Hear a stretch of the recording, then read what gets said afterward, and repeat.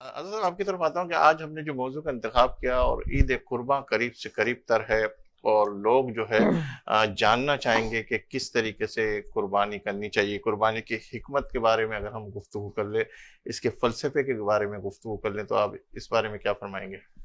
بسم اللہ الرحمن الرحیم، الحمدللہ رب العالمین والصلاة والسلام علی سید الانبیاء والمرسلین۔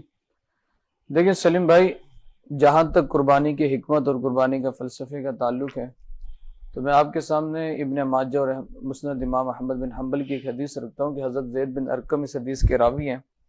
آپ فرماتے ہیں کہ آقا علیہ الصلوۃ والسلام کی بارگاہ میں اصحاب جمع تھی، حضور کے صحابہ جمع تھے، اور عرض کرنے لگے یا رسول اللہ صلی اللہ علیہ وسلم، ایک تو حکمت وہ ہے نا جو میں اور آپ بیان کر دیں، لیکن خود مالک کائنات بیان کر دے، سب سے بہترین بات وہ ہے۔ حضور سے پوچھا یا رسول اللہ ما حاذل الاضاحی، یہ قربانیاں کیا ہے، قربانی کیوں کرتے ہیں، اس میں رکھا کیا ہے؟ میرا آقا علیہ الصلوۃ والسلام نے کیا فرمایا؟ حضور علیہ الصلوۃ والسلام کی حدیث سے فرمایا کہ سنت ابیکم ابراہیم، یہ تمہارے باپ ابراہیم کی سنت ہے۔ کتنی کمال کی بات ہے کہ یہ نہیں فرمایا کہ بھئی قربانی کرو گے تو اتنا ثواب ہے، یہ دیگر احادیث سے بھی مروی ہیں، لیکن سبق اور حکمت کیا کہ ڈے سیلیبریشن۔ آپ دیکھ لیں کہ اسلام کے جتنے بھی ارکان ہیں نا، جو عبادتیں آپ دیکھ لیں، اللہ تبارک و تعالیٰ نے عبادت اسی کو قرار دیا جو اس کے محبوب نے جس ادا کو اپنایا ہے۔ آپ حج کے معاملات کو دیکھیں نا، ابھی ماشاءاللہ حضرت کلام پڑھ رہے تھے، بڑا پیارا کلام، اور پھر باتوں میں انہوں نے کہا کہ صفا و مروہ کو اللہ نے نشانی بیان کی ہے۔ یہ صفا مروہ ہے کیا سلیم بھائی؟ پہاڑی ہے نا بھائی، دو پہاڑی، پہاڑیاں ہمارے بھی یہاں بہت ہیں، تو کیا یہ پہاڑی اس پہاڑی میں کوئی مسئلہ کیا اس کے اندر فرق ہے؟ لازمی سی بات ہے، یہ عام پہاڑی ہے، وہ خاص پہاڑی ہے، اور اس کو نسبت کس سے؟ حضرت حاجر علیہ السلام سے۔ آپ دیکھ لیں کہ حج کے اندر اللہ ہمیں جانا نصیب فرمائے، حج کس چیز کا نام ہے؟ کوئی نماز پڑھنے کا نام تو حج نہیں ہے، روزہ رکھنے کا نام بھی حج نہیں ہے، قرآن کی تلاوت کرنے کا نام بھی حج نہیں ہے۔ حج کے دو ہی رکن ہیں، جب بندہ وہ ادا کر لیتا ہے تو حاجی قرار دیا جاتا ہے، طواف زیارہ اور عرفات کے میدان میں وقوف عرفہ۔ اب اچھا، وقوف عرفہ ہے کہ ایک میدان ہے جہاں پہ ٹھہرے رہنا۔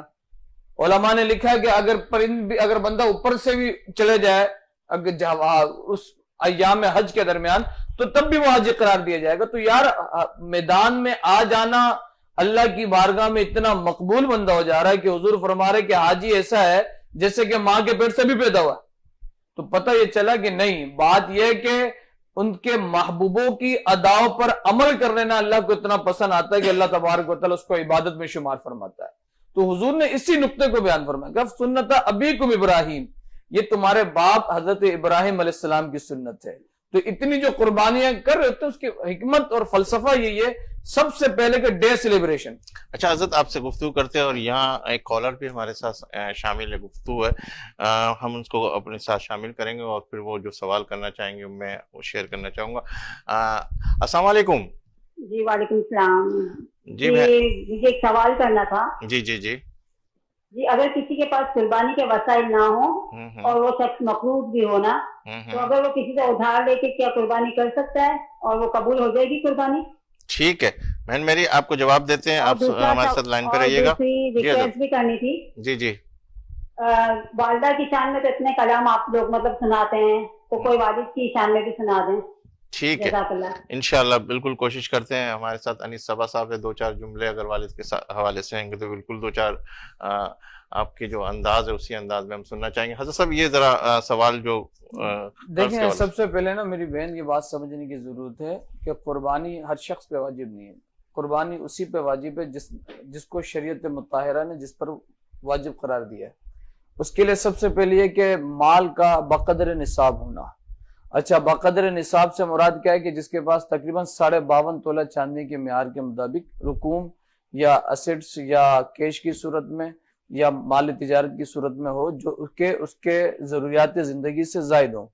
اب 52.5 تولہ فور ایگزامپل سپوز دیٹ کرتے ہیں کہ آج کے وقت میں تقریباً 75-80 ہزار روپے کے لگ بھگ اماؤنٹ بنتا ہے۔ اب اگر کسی کے پاس ضروریات زندگی کے علاوہ یہ اماؤنٹ ہے تو پھر اس پہ قربانی ہے۔ قربانی اسی لیے نہیں ہے کہ آپ کسی سے قرض لے کے کریں بھئی، کیوں؟ جب آپ پہ شریعت نے فرض نہیں کیا تو آپ کو خود اپنے آپ پہ اس کو فرض کرنے کی ضرورت نہیں ہے۔ آپ کو شریعت نے یہ تھوڑی کہا کہ آپ قرض لیں کسی سے پھر قربانی کریں.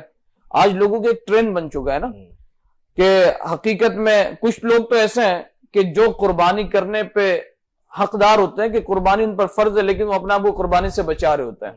لیکن کچھ لوگ ایسے ہوتے ہیں کہ اپنے نام نہود کے لیے، اپنی بقا کے لیے، اپنی عزت و ناموس کی بقا کے لیے قربانی ان پہ فرض نہیں ہوتا، لیکن کسی سے قرض لے لیا، کسی کا پیسہ دبا لیا، پھر جا کے قربانی کر لیا کہ بھی بڑا جانور حضرت صاحب لے کر آئے، بڑا جانور ملک صاحب لے کر آئے. تو میرے بھائی جب اللہ تبارک و تعالیٰ نے آپ پہ فرض نہیں کیا اور آپ نے دیگر کے حقوق کو دبا کر وہ قربانی اللہ کی بارگاہ میں پیش کر رہے ہیں، تو میرے بھائی اللہ تبارک و تعالیٰ تو قرآن میں فرما رہا ہے لن ینال اللہ لحومھا ولا دماؤھا، اللہ کو تو نہ خون پوچھتا ہے نہ گوشت پوچھتا ہے، اگر اللہ کو پوچھتا تو تمہارا تقوی ہے، اور وہ دل کی ایک کیفیت ہے. ٹھیک ہے، وہ دل کی کیفیت ہے. اس پہ بھی گفتگو کریں گے کیونکہ میرے ذہن میں بھی اسی حوالے سے ایک سوال ہے، وہ بھی میں آپ سے شیئر کرنا چاہوں گا. ایک اور کالر ہے ہمارے ساتھ، ان کو بھی سنتے ہیں کون ہے ہمارے ساتھ لائن پہ. السلام علیکم. وعلیکم السلام، میں حیدرآباد سے مسز راہیل بات کر رہی ہوں. جی جی مجھے آپ سے قربانی کے حوالے سے ایک سوال پوچھنا تھا جی جی کہ قربانی کے ساتھ ہم عقیقے کر سکتے ہیں؟ ٹھیک ہے، ابھی جواب دیتے ہیں. آپ ہمارے ساتھ لائن پہ رہیے گا. حضرت قربانی کیا؟ جی بالکل کر سکتے ہیں، اس میں کوئی مسئلے کی بات نہیں ہے. جب اگر آپ ایک جانور جس میں 7 حصے ہیں، اپنی طرف سے آپ کا ایک حصہ ہے، تو اب بیٹی ہے یا بیٹا ہے تو اب ان کے نام سے بھی 2 حصہ، بیٹے کے نام سے، بیٹی کے نام سے 1 حصہ عمر کا مقرر کیا جا سکتا ہے. عمر کی کوئی قید نہیں. دیکھیں بہتر عقیقہ جو ہے وہ یہ کہ 7 دن کے اندر کیا جائے، لیکن پھر زندگی کی کسی ایام میں بھی کیا جائے تو پھر عقیقہ ہو جاتا ہے. صدقہ علماء نے اس کو قرار دیا، لیکن سنت عمل یہ ہے کہ وہ 7 دن کے اندر. سے بات حضرت آپ سے سوال ہو رہا تھا اور ہمیں بریک کی طرف جانا پڑا. میں یہ کہہ رہا تھا کہ اس سے داری کے حوالے سے اس کے اندر کیا ایج کا فیکٹر؟ دیکھیں سلیم بھائی، بات یہ ہے کہ جو نابالغ ہیں ان پہ تو شریعت نے قربانی فرض نہیں کیا، لیکن جو بڑے گھر کے ہوتے ہیں اب ان کے گھر میں جتنے افراد ہوتے ہیں نا، تو وہ ایز اے تبرک اور برکت کے لیے، اللہ اور اس کے رسول کی رضا کے لیے وہ نام ڈال دیتے ہیں. تو اس میں کوئی مذاقہ نہیں ہے. ہاں جو جن کی طرف سے فرض ہے قربانی، پہلے وہ اپنے نام کو انکلوڈ کریں، اس کے بعد جو حصے بچتے ہیں تو وہ ڈال سکتے ہیں. مرحوم کے بارے میں کیا؟ بالکل کرنا چاہیے، لازمی سی بات ہے. جس طرح سے زندوں کو ضرورت ہے اس سے زیادہ مردوں کو ضرورت ہے ثواب کی. جب بندہ ان کے نام سے وہ بتانا چاہتا جیسے کسی دیکھیں آقا علیہ الصلوۃ والسلام کا طریقہ کار کیا تھا کہ حضور علیہ الصلوۃ والسلام جب قربانی فرماتے ہیں، مولا کائنات اس حدیث کے راوی یہاں فرماتے ہیں کہ حضور علیہ الصلوۃ والسلام ایک قربانی اپنی طرف سے کرتے، ایک قربانی امت کے نام سے کرتے ہیں، اپنی امت کی طرف سے کرتے ہیں. تو جب میرے آقا علیہ الصلوۃ والسلام اپنی امت کا اتنا خیال رکھ رہے ہیں تو ہمیں اور آپ کو بھی چاہیے کہ ہم جب ایک بڑا جانور کر رہے ہیں اور اس میں اگر فرائض ادا کرنے کے بعد کچھ حصے بچ رہے ہیں تو ہم اللہ اور اس کے رسول کی طرف، آقا علیہ الصلوۃ والسلام کی طرف، اپنے مرحومین کی طرف، بزرگوں کی طرف، اولیاء کی طرف، صحابہ صحابیات کی طرف، اہل بیت کی طرف بھی ان قربانیوں کو منسوب کریں. علی صاحب آپ کوئی سوال کرنا چاہ رہے تھے اور اس کے سوال کے بعد میں آپ سے ایک اور بھی درخواست کرنے لگوں کہ باپ کے حوالے سے بھی کوئی ایک سوال حضرت یہ ہے کہ جو آپ کی اگر قربانی، کچھ لوگ تو کہتے ہیں کہ اونٹ میں 14 قربانی ہوتی ہے، گائے میں 7 ہوتی ہے، بکرا 1 ہوتا ہے. اس کی ذرا وضاحت کیجیے کہ اونٹ میں کیا 14 حصے ہوتے ہیں، یہ ایک بتائیے گا.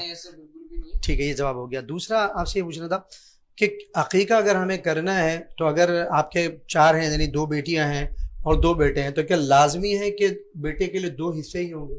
دیکھیں آقا علیہ الصلوۃ والسلام نے عقیقے کے جو لڑکے کا معیار بتایا وہ 2 بکرے یعنی 2 حصے. ٹھیک ہے. لڑکی کے لیے جو معیار بتایا وہ 1 بکری یعنی 1 حصہ. تو لازم سی بات ہے لڑکا ہے تو اس کے لیے 2 اور جو لڑکی ہے تو اس کے لیے 1 حصہ. اب سپوز دیٹ کسی کے پاس ہے ہی نہیں، اب وہ کہتے ہیں کہ نہ ہونے سے ہونا بہتر ہے، 1 حصہ بچ گیا ہے، 1 حصہ بچا ہوا تو ایسا اب میں نے آپ سے بھی ایک بات کی کہ عقیقے کی جو تعریف ہے نا وہ 7 دن کے اندر ہے، اس کے بعد جو کرتے ہیں وہ ایک طرح کا صدقہ ہی ہے. اچھا حضرت میں بھی ایک ہی سوال انیس بھائی کے سوال کے حوالے سے وہ کر دوں کہ مثال کے طور پہ کسی کے 4 ہے اور انہوں نے عقیقہ نہیں کیا ہوا اور حصے کی بچت کے حوالے سے 2 حصے بچ رہے ہیں یا 1 حصہ بچ رہا ہے، تو کیا ان 4 بچوں کا عقیقہ ایک ساتھ کرنا چاہیے یا 2 کا بھی کر سکتا ہے، 1 کا بھی کر سکتا ہے؟ کس طریقے؟ دیکھیں اگر حصے بچ رہے 4 اور بیٹے ہیں 3، اب عقیقے کے کرائٹیریا سے اگر آپ دیکھیں گے تو آپ کو حصے چاہیے 6، اب بچے رہے 4 تو اب آپ کی مرضی کہ آپ پہلے بیٹے کا کر لیں، دوسرے بیٹے کا کر لیں یا تیسرے بیٹے کا کر لیں، وہ باقی جو تیسرا جو بچ رہا ہے آپ ان کو اگلے سال کر لیں یا جب اللہ استطاعت دے تب کر لیں. پھر ایک اور سوال، یہ عام طور پہ ایسا ہوتا ہے جسے آپ نے بھی فرمایا کہ قرض لینا نہیں ہے قربانی کے لیے، لیکن ایک سوال ذہن میں آتا ہے کہ چونکہ کراچی کی اگر بات کریں تو موسم کا حال آپ کے سامنے بارشوں کے معاملات ہیں. بالفرض ایک آدمی کی کیپیسٹی اتنی ہے کہ اس کے پاس 1 لاکھ روپیہ ہے اور اس نے قربانی کا جانور خرید لیا.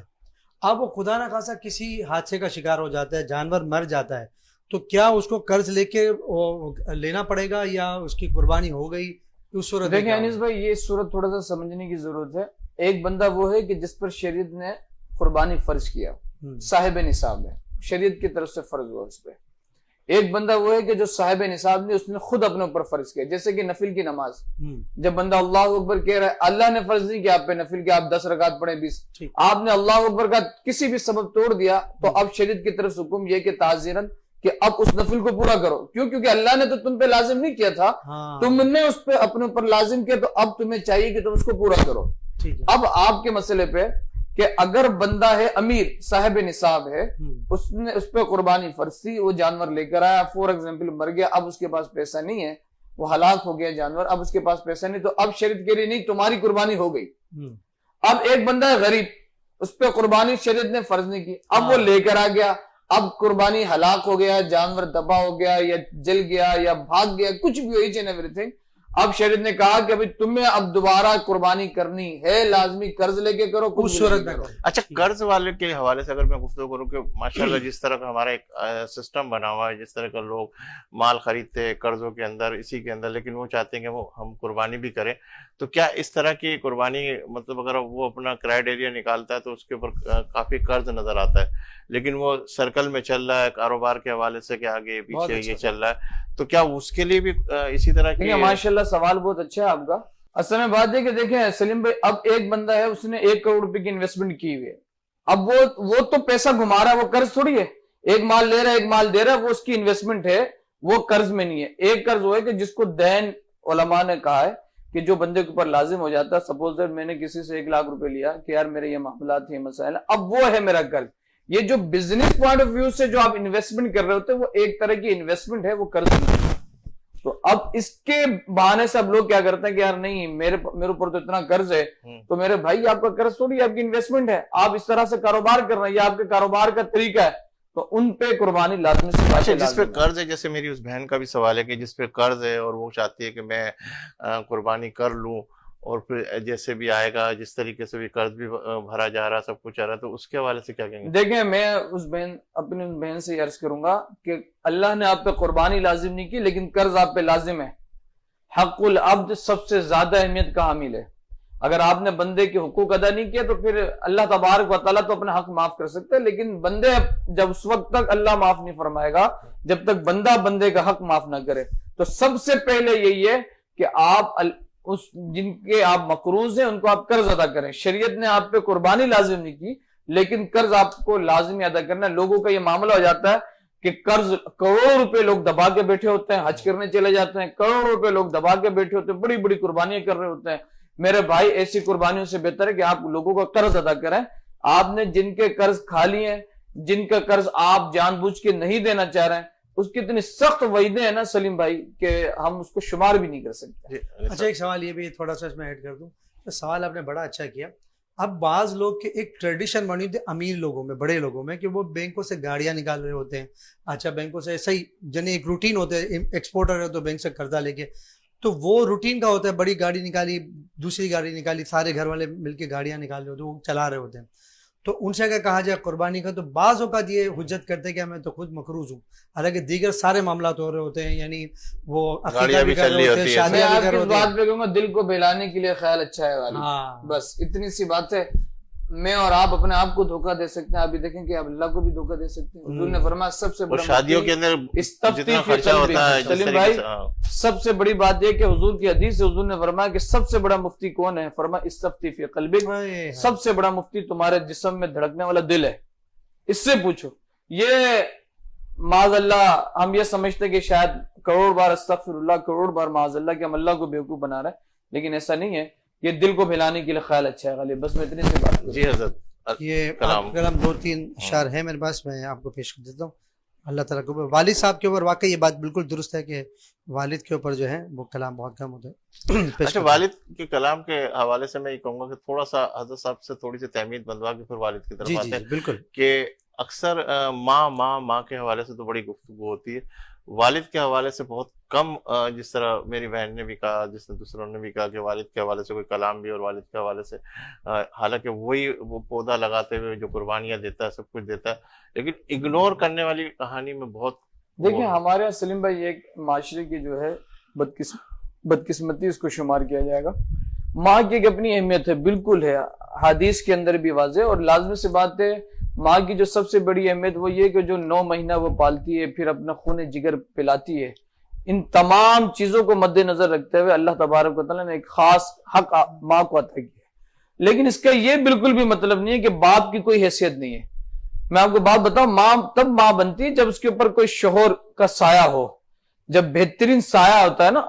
اب اگر بات کیا جائے تو فقہا لکھتے ہیں کہ ماں کے کلیجے میں جو دودھ اترتا ہے وہ بھی شوہر کی وجہ سے اترتا ہے، وہ بھی شوہر کی وجہ سے اترتا ہے۔ اب لیکن اس کا یہ بالکل مطلب نہیں ہے کہ یار باپ کی کوئی حیثیت نہیں۔ حضور نے فرمایا باپ تمہارے جنت میں، اگر تم نے اپنے ماں باپ کو ناراض کیا اللہ تبارک و تعالیٰ تم سے ناراض ہوگا، اگر تم نے باپ کو راضی کیا، باپ کی رضا میں رب کی رضا ہے، باپ کی ناراضگی میں رب کی ناراضگی ہے، باپ تمہارے لیے جنت کا دروازہ ہے۔ تو اس کا یہ بالکل مطلب نہیں ہے کہ ہم صرف ماں کو راضی رکھیں۔ اور میں اپنے ویور سے ایک ہی بات کہوں گا کہ جب کچھ گھروں میں اس طرح کا ماحول ہوتا ہے کہ ماں باپ میں کلیش ہوتے ہیں، ماں باپ میں جو ہے میچول انڈرسٹینڈنگ نہیں ہوتی، تو جس کی وجہ سے اس کے اثرات جو ہے بچوں پہ آ رہے ہوتے ہیں۔ بچوں کا کام یہ ہے کہ وہ بڑوں کے معاملات میں دخل اندازی نہ کریں، بچوں کا کام یہ ہے کہ جہاں ماں کے حق ہے وہاں ماں کا حق ادا کرنا ہے، جہاں باپ کا حق ہے وہاں باپ کا حق ادا کرنا ہے، جی حضرت، اور دونوں کو راضی رکھنا ہے۔ اچھا حضرت، اس سے پہلے کہ میں قربانی کے حوالے سے گفتگو کروں، باپ کے حوالے سے بھی گفتگو ہو رہی، جس کے ماں کے حوالے سے ہوتا ہے کہ وہ جس طریقے سے ان کی دعائیں لیتا ہے، جس طرح باپ کی دعائیں لیتی ہے، جن کے ماں باپ نہیں ہے تو وہ کیا کرنا چاہیے، ان کو کس طرح دعائیں لیں، وہ کہاں دعا کی میرے آقا علیہ الصلوۃ والسلام کی حدیث ہے کہ حضور علیہ الصلوۃ والسلام نے فرمایا کہ جن کے والدین انتقال کر چکے ان کو چاہیے کہ جمعے کو وہ اپنے والدین میں سے کسی کی قبر پہ جائیں اور ان کے لیے مغفرت کی دعا کریں۔ تو جب وہ ان کے لیے مغفرت کی دعا کرتے ہیں اللہ تبارک و تعالیٰ، کیونکہ دیکھیں ہمارے یہاں یہ کانسیپٹ ہے کہ مردے لوگ یہ سمجھتے ہیں کہ بھئی یہ جو قبر میں چلے گئے شاید کچھ سنتے نہیں ہیں، حالانکہ حضور علیہ الصلوۃ والسلام نے فرمایا کہ زندوں کے مقابلے میں مردے زیادہ بولتے ہیں، زیادہ سمجھتے ہیں، زیادہ جانتے ہیں، یہاں تک کہ ان کو یہ علم ہوتا ہے کہ بالکل یہ علم ہوتا ہے، بالکل یہ علم ہوتا ہے کہ حضور نے فرمایا کہ جب مردے کو قبر میں ڈالا جاتا ہے تو جب جا رہے ہوتے ہیں نا، حضور کی حدیث سے حضور نے فرمایا کہ بھائی جب تم اپنے مردوں کو قبر میں ڈال دو تو اتنے دیر قبر میں ٹھہرو کہ ایک اونٹ کو ذبح کر کے اس کے گوشت کو تقسیم کر دیا جائے، حضور کی حدیث ہے۔ تو بھائی ایک اونٹ کو ذبح کرنا میں آج بہترین سے بہترین بھی کسائی ہو نا تو کم از کم میں سمجھتا ہوں گھنٹہ تو لگے گا، گھنٹہ میں بہت کم بتا رہا ہوں سلیم بھائی، بہترین سے بہترین بھی ہو نا تو اس کو گھنٹہ 2 گھنٹے کی بات ہے۔ اب وہ جب وہ بیٹھا ہوتا ہے قبر میں ذکر و اذکار کر رہا ہوتا ہے، آقا علیہ الصلوۃ والسلام کی حدیث سے کہ اس سے اس کو انسیت ملتی ہے، اور پھر وہ جس طرح سے ہوتا ہے نا کہ نئے گھر میں ہم جاتے ہیں تو پڑوس کے پڑوسی آ جاتے ہیں یا کچھ ایسے لوگ وہاں کے رہنے والا آ کے دلاسا دیتے ہیں، نہیں یہ علاقہ بڑا اچھا ہے، لوگ بڑے اچھے ہیں، تو بندے کا دل اس ماحول میں اس انوائرمنٹ کے اندر جو ہے نا پھر لگنا شروع ہوتا ہے۔ تو یہی فرمایا کہ جب بندہ جاتا ہے نا تو پھر ماں باپ بھی دیکھ رہے ہوتے ہیں کہ یار میرا بیٹا آ رہا ہے، اور پھر جب اللہ تبارک و تعالیٰ کی بارگاہ میں ان لوگوں کا، ان قبر والوں کا مقام ہوتا ہے تو پھر یہ اللہ کی بارگاہ میں دعا کرتے تو اللہ تبارک و تعالیٰ ان کی دعائیں ان کے حق میں بھی قبول فرماتا ہے۔ اچھا، جو قبر کے اندر جا کے جس طرح ایک کالر بھی ہے میرے ساتھ، ان سے بھی گفتگو کرتے کہ جمعے کا جیسا آپ نے کہا کہ ماں باپ جس کے نہیں ہو جائے، تو جب وہ جائے تو کیا ہم کلام ہو تو کیا وہ سب سنتے ہیں، اسی طرح کی ساری کیفیت ہوتی ہے؟ لازمی سی بات ہے، وہ آپ کے چہروں کو بھی پہچانتے ہیں، وہ سارے معاملات کو جانتے ہیں، پہچانتے ہیں، کیونکہ جسم کا فنا ہونا ہوتا ہے، روح تو باقی ہوتی ہے نا، جسم فنا ہے۔ جس طرح سے جسم کی غذا کھانا پینا ہے نا، علماء نے، صوفیاء نے لکھا ہے کہ روح کو زندہ رکھنا ہے تو ذکر زندہ رکھنا ہے۔ اگر بندہ، جسم تو فنا ہو سکتا ہے، روح اگر ذاکر ہو نا، بندہ ذکر کرنے والا، تو اس کی روح جاگی رہتی ہے۔ جس طرح سے آپ بزرگوں کے متعلق ہم سنتے ہیں کہ 40 دن کھائے پیے بغیر زندہ ہے، اس کی وجہ کیا ہے؟ کیونکہ جسم کی غذا کھانا پینا ہے، روح کی غذا جو ہے وہ ذکر ہے، اور جب بندے کو ذکر مل رہا ہوتا ہے، ذاکر ہوتا ہے، تو رب اس کے جسم، اس کی روح کو تازہ اور برقرار رکھتا ہے۔ تو لازمی سی بات ہے وہ ملاحظہ بھی کر رہے ہوتے ہیں، دیکھ بھی رہے ہوتے ہیں، اور اللہ کی بارگاہ میں آپ کے لیے دعائے خیر بھی کر رہے ہوتا ہے. ایک اور کالر میرے ساتھ شامل کریں گے انہیں اپنے ساتھ. السلام علیکم. جی حضرت, کون بات کر رہے ہیں اور کہاں سے بات کر رہے ہیں؟ میں آصف بات کر رہا ہوں کراچی سے. جی جی جی. میرا ایک سوال ہے کہ ویسے جس کے پاس پیسے ہوں قربانی کے جانور کے اور اس کے پاس کوئی سائل آ جاتا ہے مدد کے لیے, تو کیا وہ جو اس کے پاس رقم جمع ہے وہ کیا اس سے اس کی خدمت کر سکتا ہے, یعنی اس کی مدد کر سکتا ہے اس پیسے سے, اور قربانی نہ کرے اور اس کی مدد کر دے, ایسا ہو سکتا ہے؟ جی حضرت, یہ ماشاءاللہ انہوں نے اچھا سوال کیا. اور کچھ لوگ اس طرح کے ویڈیوز بنا کے اس طرح کے معاملات کر کے قربانی کے دنوں سے پہلے ان کو غربا کا خیال بھی پیدا ہو جاتا ہے, اور شادیوں بیوائیں بھی ان کو نظر آ جاتی ہیں, یتامہ بھی ان کو نظر آ جاتے ہیں. ایام قربانی گزر جاتی ہے تو پھر وہ سارا درد ختم ہو جاتا ہے. تو یہ کچھ لوگوں کے پیٹ میں مسائل ہوتے ہیں اس طرح کے. یہ بات یاد رکھیے گا, میرا آقا علیہ الصلوۃ والسلام نے فرمایا کہ ایام قربانی میں اللہ کی بارگاہ میں اس سے بڑھ کر کوئی نیکی نہیں ہے کہ اللہ کی بارگاہ میں خون پیش کیا جائے. صحیح ہماری بات, اس سے بڑھ کر کوئی نیکی نہیں. ٹھیک ہے سائل کو دینا بھی ایک ثواب ہے, سارا کچھ ہے, لیکن قربانی کرنا وہ سب سے, دیکھیں نیکی تب بنتی ہے ہم اپنی مرضی سے کچھ بھی کرتے رہیں, وہ نیکی نہیں ہے. اللہ اور اس کے رسول کے حکم سے کریں تو وہ نیکی ہے. اپنی مرضی سے آپ کچھ بھی کر لیں وہ نیکی نہیں ہے. تو جب اللہ اور اس کے رسول نے یہ حکم دیا کہ ایام قربانی میں رب کے نزدیک قربانی سے بہترین اور کوئی عمل نہیں ہے, تو ہمیں قربانی ہی کرنا ہے, با مقابلہ اس کے کہ ہم کچھ اور یہ اس طرح کے معاملات کے اندر. اور کچھ اس طرح کے لوگ ہوتے ہیں جو لوگوں میں مس کمیونیکیشن پیدا کرنے کی کوشش کرتے ہیں, مسکنسپشن پیدا کرنے کی کوشش کرتا ہے کہ یار کیا ضرورت ہے 1 لاکھ روپے کا جانور لانے کی, کیا ضرورت ہے قربانی کرنے کی, اس بیوہ کو دے دو, اس لڑکی کی شادی کرا دو. میرے بھائی یہ سارے کام ہم کرتے اور کرتے آئیں گے, لیکن اللہ تبارک و تعالیٰ جب قرآن میں فرما رہا ہے فَصَلِّ لِرَبِّكَ وَانْحَرْ, تو یہ ونحر اور کا جو حکم ہے یہ اللہ کی طرف سے امر ہے, اور امر صیغہ دلالت کرتا ہے حکم پر کہ رب کی طرف سے حکم ہے اور اس کو پورا کرنا ہے. اور ایام قربانی میں قربانی سے بڑھ کر کوئی عمل نہیں ہے. بہت شکریہ. بریک پہ جانا ہے سر, حضرت بریک کے بعد آئیں گے آپ کے ساتھ. ناظرین لیں گے ایک بریک سیکنڈ کے ساتھ, کیا آپ ہوں گے ہمارے ساتھ, ہم تو ہیں ہی آپ کے ساتھ. ملتے ہیں چند لمحوں کے بعد.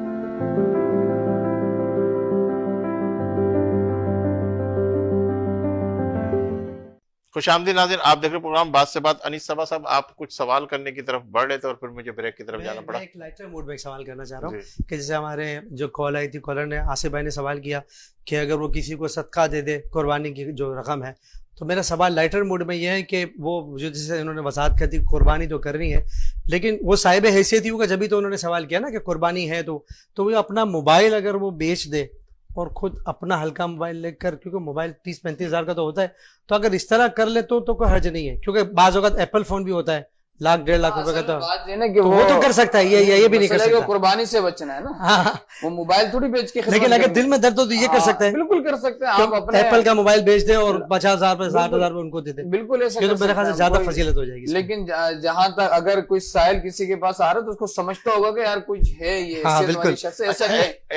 ایسی چیزیں کیا کہتے ہیں انیس بھائی, آپ نے کتنی دیکھی ہوگی کوئی اپنا موبائل بیچ کے وہ کرے. میں تو نہیں سمجھتا کہ بہت ساری ایسی, مطلب یہ میں نے پہلے سے وضاحت کر دی ناظرین کے لیے کہ لائٹر موڈ میں نے سوال کیا کہ کوئی اس کو سیریس نہ لے, ذات کے لیے تو بیچ دے گا, سب کچھ کر دے گا, لیکن کسی کی مدد کے لیے بہت کم ایسے لیکن اللہ پاک یہ ساری کی ساری چیزیں دیں.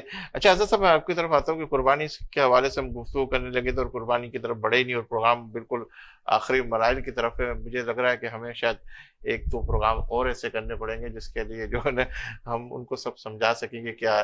تو قربانی کی حکمت اور فلسفے کے حوالے سے 2-4 جملے آپ کی طرف آ جائیں, یہ قربانی کی. دیکھیں میں آپ کو ایک بات کہوں کہ یہ جو ہم قربانی کر رہے ہیں یہ علامت قربانی ہے, ٹھیک ہے نا, علامات ہیں.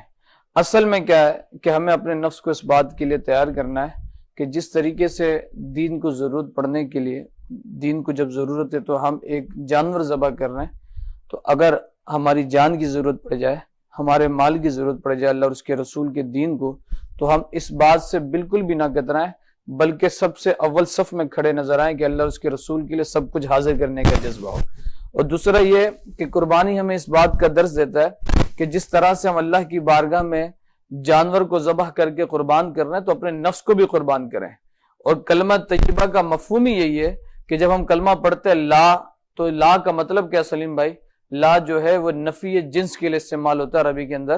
اور اس کا مطلب یہ ہے کہ تمام چیز کی نفی، نہ آپ کی ذات ہے، نہ آپ کا وجود ہے، نہ آپ کا علم، نہ آپ کی شہرت، نہ آپ کا نام، نہ آپ کا مال، نہ آپ کا حسب و نسب، کچھ بھی نہیں ہے مگر اللہ۔ تو بس بات یہی ہے کہ قربانی کر کے، جس طرح سے آقا علیہ الصلوۃ والسلام نے فرمایا کہ فاطمہ جب تمہاری قربانی پیش کی جا رہی ہو تو تمہیں چاہیے کہ تم اپنے قربانی کے سامنے کھڑے ہو، کہ پہلا قطرہ خون کا زمین میں گرنے سے پہلے اللہ تبارک و تعالیٰ تمام گناہوں کو مٹا دیتا ہے، تمام گناہوں کو مٹا دیتا ہے۔ تو بس بات یہ کہ جب بندہ تصور کرے کہ اللہ کے لیے جب ہم جانور کی قربانی دے سکتے ہیں تو اپنے نفس کی قربانی بھی ضرور دے سکتے ہیں۔ ٹھیک ہے، ایک اور کالر ہے میرے ساتھ، شامل کرتے ہیں اپنی اس گفتگو میں۔ السلام علیکم۔ وعلیکم السلام۔ جی بہن میری، کیا فرمائیں گے آپ؟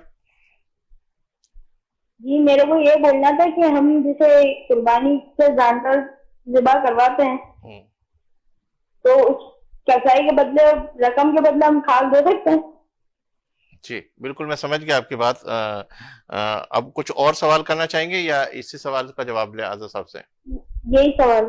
ٹھیک ہے، بہت شکریہ، آپ لائن پہ رہیے گا، آزاد صاحب جواب دے رہے ہیں۔ آزاد صاحب آپ سمجھیں اس جی سوال جی کے حوالے بالکل، سے؟ دیکھیں بات یہ ہے کہ بالکل دے سکتے ہیں، کوئی مسئلہ نہیں ہے، لیکن بہتر یہی ہے کہ وہ جو چرم قربانی ہے اس کو مدارس میں یا غربات میں تقسیم کر دیا جائے۔ جب آپ 1,00,000 روپے کا جانور لا کے ذبح کر رہے ہیں تو یا 4-10 ہزار روپے، 5-10 ہزار روپے آپ قربانی کے نیت سے کسائی کو بھی دے سکتے ہیں، کوئی اس میں مسئلے کی بات نہیں۔ ہاں کوئی دینا چاہتا ہے، کوئی اور اس کے پاس وسائل نہیں ہے، تو چرم قربانی سے بھی کسائی کی مزدوری دی جا سکتی ہے۔ شریعت نے اس کو حرام نہیں قرار دیا، لیکن مستحب عمل یہ ہے، شریعت کے نزدیک پسندیدہ عمل یہ ہے کہ وہ جو چرم قربانی کا اماؤنٹ ہے اس کو آپ کسی کار خیر میں لگائیں، مسجد و مدرسے میں لگائیں، دین کی تبلیغ و اشاعت کے لیے لگائیں، اور جو اس کا اماؤنٹ بن رہا ہے وہ آپ اپنے جیب سے اس کے ثبوت دیں۔ اچھا، آپ سے آخری سوال کرنا چاہوں گا، اور آخری میں کوئی 1-2-4 جملوں کا ایک میسج لینا چاہوں گا، پھر میں قصیدہ بردہ شریف کی طرف بڑھوں گا، یعنی سبا کی طرف۔ اور میں یہ کہوں گا کہ حصہ کس طریقے سے قربانی کا کرنا چاہیے، اگر بکرا ہے یا گائے ہے یا اونٹ ہے، کس طرح اس سے تقسیم کرنی چاہیے؟ میں سلیم بھائی یہاں پہ ایک بات کہوں گا کہ بہت سے لوگ بہت سی باتیں کرتے ہیں۔ شریعت کا جو احکامات ہیں نا وہ مختلف ماحول میں مختلف تقاضوں کے تحت ہے۔ ایک وقت ایسا بھی تھا کہ حضور نے فرمایا تم پر ایک بوٹی رکھنا بھی منع ہے، ایک قربانی کی ایک بوٹی بھی اپنے گھر پہ نہ رکھو، گوشت کا ایک ٹکڑا بھی اپنے گھر پہ نہ رکھو، بلکہ سب کو تقسیم کر دو۔ کیونکہ اس وقت کا تقاضا یہی تھا۔ تو آج جو لوگ قربانی کرنے والے لوگ ہیں نا، اللہ نے ان کو اتنی استطاعت ضرور دی ہوتی ہے کہ وہ ہفتے میں 1 سے 2 دن جو ہے بکرے کا گوشت یا گائے کا گوشت کھا سکتے ہیں، مرغی کا گوشت کھا سکتے ہیں۔ تو اب اگر اللہ نے آپ کو دیا ہے اتنی طاقت، اتنی وسعت، تو آپ کو چاہیے کہ آپ سارے کے سارا اللہ کی راہ میں خرچ کر دیں، غرباء تک خود پہنچائیں، یتامہ تک خود پہنچائیں۔ اگر ایسا نہیں ہے تو جو فقہا نے بیان فرمایا ہے کہ بھئی گوشت کے آپ 3 حصے کریں، ایک حصہ اپنے لیے رکھیں، ایک حصہ غرباء کے لیے رکھیں، اور ایک حصہ آپ اپنے رشتہ داروں کے لیے رکھیں۔ اب اس میں کیا ہوتا ہے کہ جو ران کے گوشت ہیں، جو اچھے گوشت ہیں، جو کباب کے گوشت ہیں، وہ سارے پہلے ہی علیحدہ کر دیے جاتے ہیں، ڈی فریزر 2-3 اور منگوا لیے جاتے ہیں، اور جو ہڈی شڈی یہ ساری چیزیں بچتی ہیں، کہا یار یہ بانٹ دو غرباء میں، یہ بانٹ دو رشتہ داروں میں۔ تو بس بات صرف اتنی سی ہے کہ میں اور آپ نہیں دیکھ رہے ہیں کہ کون بندہ کیا ہے، لیکن اللہ تبارک و تعالیٰ سارے معاملات سے واقف ہے۔ اگر آپ اللہ اور اس کے رسول کے لیے قربانی کر رہے ہیں تو اس کے بعد کے تقاضے بھی اللہ اور اس کے رسول کی رضا میں تلاش کریں، ٹھیک، اپنے من کی رضا میں تلاش نہ کریں۔ جی حضرت کوئی آخری میں میسج؟ بس میسج یہی ہے کہ جب ہم یہ قربانی کے معاملات کر رہے ہیں تو قربانی لازمی سی بات ہے، کچھ لبرل سوشلزم کمیونزم کے جس قسم کے جو لوگ ہیں ان کو اس طرح کے مسائل پیدا ہو جاتے ہیں کہ یار یہ قربانی کرتے ہیں محلوں کو خراب کر دیتے ہیں، گندگی کا ڈھیر ہو جاتا ہے۔ تو میں ان تمام احباب سے گزارش کروں گا، قربانی کرتے ہیں اللہ اور اس کے رسول کی رضا کے لیے کرتے ہیں، اللہ ہم سب کی قربانی کو قبول فرمائے۔